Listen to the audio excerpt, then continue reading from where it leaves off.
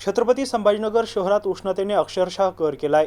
गेल्या 90 तासांपैकी तब्बल 35 तास तापमान 40° वर राहिल्याने नागरिक हैराण झाले आहेत।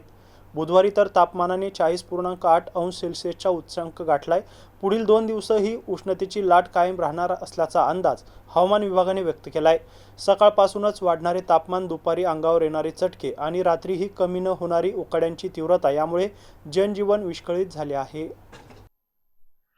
मागील 2 दिवसांपासून शहरात सूर्य कोपला असून तापमान सतत 40° वर राहिलं आहे। सकाळी 10 नंतर उष्णतेची तीव्रता जाणवू लागते, तर दुपारी रस्ते अक्षरशः तापलेले दिसतात। सकाळी 10 ते रात्री 8 या काळात शहराचे सरासरी तापमान 35° पुढे नोंदवले जात आहे। नागरिक उन्हापासून बचाव करण्यासाठी टोपी, स्कार्फ आणि पाण्याचा आधार घेत असल्याचं चित्र दिसून येतंय।